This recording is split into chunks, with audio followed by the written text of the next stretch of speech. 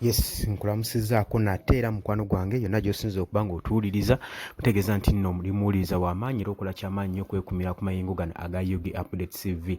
Jjukira nti nno nagamba eno yokka channel egenda okuba ng'ekuupdatinga ku buli kibaawo, ku buli kigwawo mu nsonda y'eggwanga Uganda. Tugenda kuba nga tukumanyisa buli kimu. Jjukira nti nno leero country wide tour yaffe weggyibwako akawoowo kitwandiise mobilization tour. Mwegibwako akawuwo era nga tugenda kutalaga ku saidi y'ebusoga eyo ekamuli. Nakuwadde dda ekiri ekamuli ku kisaawe ekitebe kya National Unity Platform ekyateeseteese okuba olukuŋŋaana nga bali mu keekyako keetalo basanyufu bazina amasejjere gwe mukwano gwange baaniriza beetegekera okwaniriza pulezidenti waabwe Robert Kyagulanyi Ssentamu. Kaakati ate ekiri ku headquarters wano e Makerere ekavule bali mu kwekyaga kweteekateeka saawayona banaatera okuba nga basimbula gwe mukwano gwange aliyo ampuliriza Robert Kyagulanyi anaatera okuba nga asimbula gwe mukwano gwange aliyo ampuliriza bula gwe abadde yeeyungayunga otwegattako yanguwa mangu nga tetunaba kugenda wala gwe mukwano gwange nga tetunaba kukuleka kubanga saawayona tweteekateeka era oluva mu ka meeting ekiddako tugenda kubanga tusimbula busimbuzi gwe mukwano gwange ali eyo ampuliriza. Abantu b'ebusoga bali eyo tuba tugenda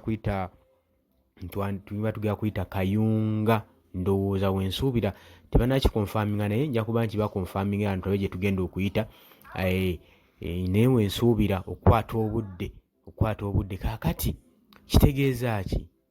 Kitegeeza nti nno abantu b'ekamuli mwenna mubeere nga mwetegeke okuba nga mwaniriza pulezidenti wammwe Robert Kyagulanyi Ssentamu mukwano gwange gwali eyo. Abula gwe atanaba kuba nga osubscribinga kugamba ogenda kuba nga osuwa bingi nnyo, genda maaso subscribing, likinga, commentinga, sharinga video gyongereyo abantu basobole okumanya basobole okutegeera bangi badde baweddemu amaanyi beebuuza ki ekigenda mu maaso nga tetuwulirayo kanyego.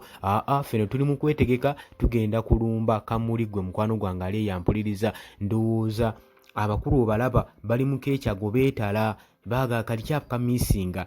Njukira nti nno leero tuli kamuli eno yonna wiiki tugenda kuba tutalagga mu bitundu nga we nakusomera line-up mukwano gwange gwali eyo ampuliriza era abantu b'ekamuli mwetegeke tunaatera okuba nga ffe tusimbula eno.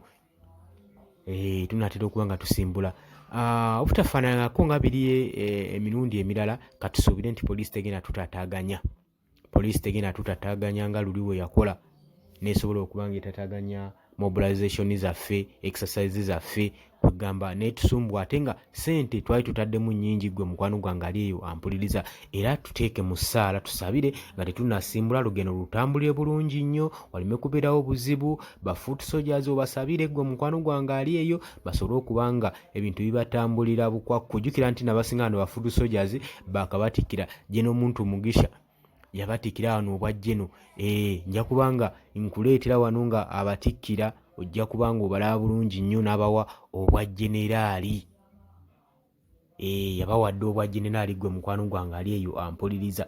Kaakati olwaleero we tutalagga mutundu by'ebusoga naye nga tukyali mu ka meeting n'essaala ntonotono sobole okuba nga olugendo tulisimbula. Gwe badde abuuza ki ekigenda mu maaso towulirayo kanyego weeteeketeeke ojje weegatte ku mugendo sobole okuba nga tutalagga gwe mukwano gwange obeere nga tolekebwa. Saagala obeere nga bakunyumiriza bunyumiriza. Jangu weetegereke omanyi bagamba yeesitukidde tanywa matabangufu ate n'atuma omukulu tamagamaga. Jangu weetuukire osobole okuba nga ensonga ozitegeera bulungi nnyo gwe abeera anaanyumizaako abasigadde waka abasigadde ku butaka gwe mukwano gwange ali eyo ampuliriza. Naye era nga wuuliriza nga woolaba teweerabira ku subscribinga okusharinga. Twagala vidiyo eno etuuke wala bonna abatamanyi kigenda mu maaso basobole okuba nga bategeera ekigenda mu maaso tusobole okuba nga tukunga abantu convoy esobole okuba nga weera ndowooza olaba bulungi nnyo ekifaananyi ekyo. Tukyali mu ssaala ntonotono na luyimba lwa ggwanga. President agenda kuba atwadresingamu katini awo tonotono ngeri gye tugenda otambulamu then tusobole okuba nga tusimbula gwe mukwano gwange yonna gy'oli. Abeekamuli temweraliikira mugamba oba ebintu biri bitya fino twetegeka nawe ebeera eyo nga weesunga bwesunzi kusinkana pulezidenti waffe Robert Kyagulanyi Ssentamu mwanirize bulungi nnyo. Kakati Bategeeza nti mbaagala nnyo wabula subscribing ngenda kubanga nkuweereza buli kimu ekigenda mu maaso wano ku UG Updates TV. Likinga, commentinga, sharinga gu mukwano gwange. Mbaagala nnyo, mweraba.